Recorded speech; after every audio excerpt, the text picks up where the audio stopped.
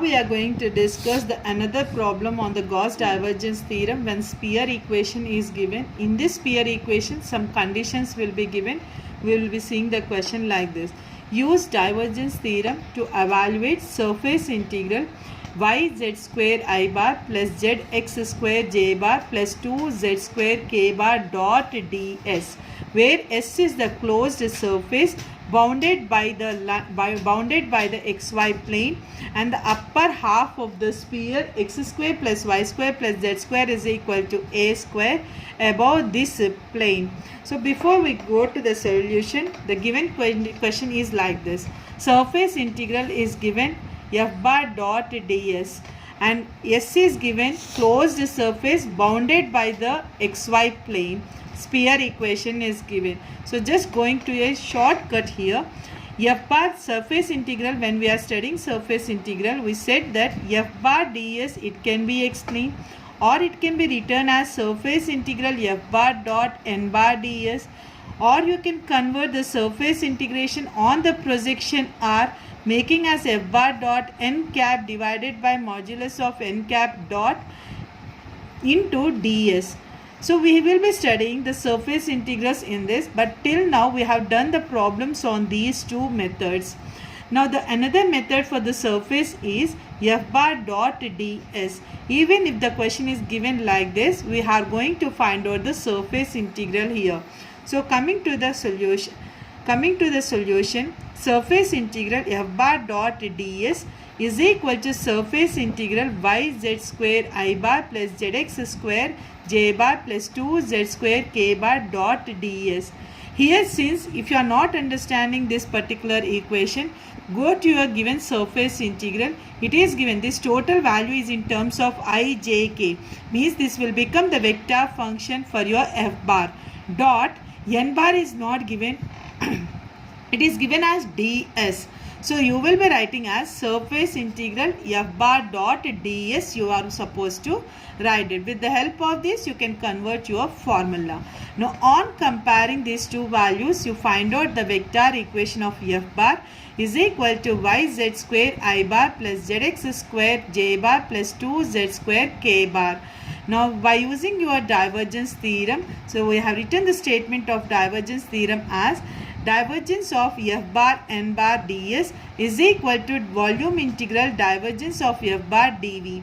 So here we are having divergence of f bar ds. Either you can write like this or you can make it your statement as it is. So surface integral is given, means we have to evaluate volume integral here.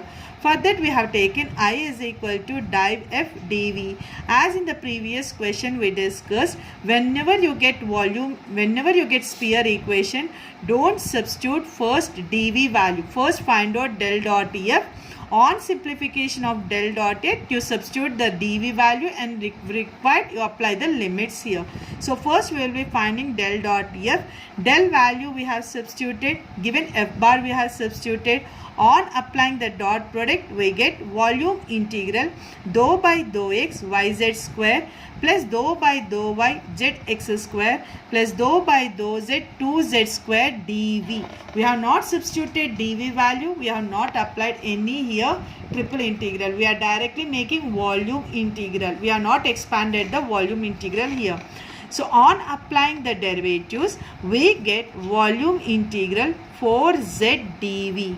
So here if you observe, here you got z value. In the previous case, we did not get any variable, so that we have written directly dv. Now in this case, we got z value, means we have to integrate with respect to x, y, z. For that we have expanded dv as dx, dy, dz.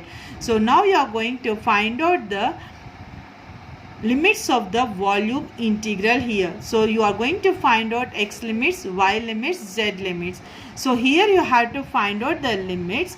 In our question, the sphere equation is given. So whenever the question is given in terms of sphere, and when after evaluating your del dot f, if you are getting variable in your integral, then you have to convert into the spherical coordinates here. So you have to remember that if you get variable, and the sphere equation is given, then spherical coordinates should be applied. If you doesn't get any variable like in the previous question, directly you can apply integral of dv and you can apply volume of the sphere. Since we got z, we are converting this total equation in terms of spherical coordinates and their respective limits of the volume integral here. So here we have to remember the spherical coordinates. The spherical coordinates for x, y, z, it will be given as it is. X is equal to r sin theta cos pi. Sin theta cos pi. Two angles we have taken, theta and pi. Since it is a volume integral, three variables are required. So r, theta, pi. We have taken three variables in terms of x, y, z. For x you are taking r sin theta cos pi. For y you are taking r sin theta sin pi. For z you are taking z cos theta. These are the permanent spherical coordinates. Whenever you want, you can apply your spherical coordinates in these terms. And what about the limits? Limits you are going to make it as for r 0 to a, since the question is given in terms of radians, r is equal to a from the sphere equation. So r you are going to make it as 0 to a. Theta you are going to make it as 0 to pi. Pi you are going to make it as 0 to 2 pi. These are also the limits. It will be common whenever you apply the spherical coordinates here. Now you are having dx, dy, dz. That value will be also calculated as r square dr, d theta, d pi. So these are the terms you have to remember for spherical coordinates in terms of x, y, z. These are the variables. Dx, dy, dz. It will be written as r square dr, d theta, d pi, and the limits you are going to write for r, theta, pi. Now you are going to substitute all the values x, y, z, dx, dy, dz and their limits in the above equation. So we get I is equal to integral r is equal to 0 to a, theta is equal to 0 to pi, pi is equal to 0 to 2 pi. Since 4 is constant, we are taken in place of z, we have substituted r cos theta. In place of dx, dy, dz, you will be substituting as dr, r square dr, d theta, d pi. Now you integrate your equation here. If you observe, all the three limits are constants, so you can apply any one of the first, then followed by the next value, then followed by the third integration here. So here I have simplified like this. So 4 we have taken as constant. On expanding your whole square term, you get r cube cos theta dr, d theta, d pi.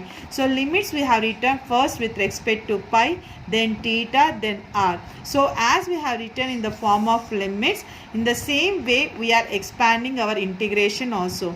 So first we are integrating with respect to pi. So pi limits are 0 to 2 pi.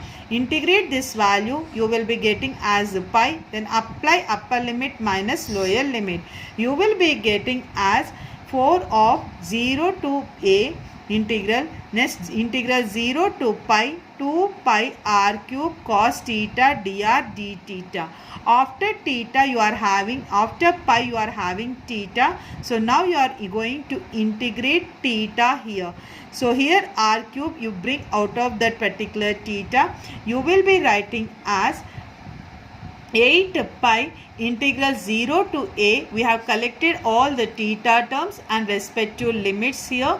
0 to pi for theta, cos theta, d theta, r cube dr. Now you are going to integrate with respect to theta. Cos theta in theta integration, we know that it is sin theta. Then apply the upper limit minus lower limit.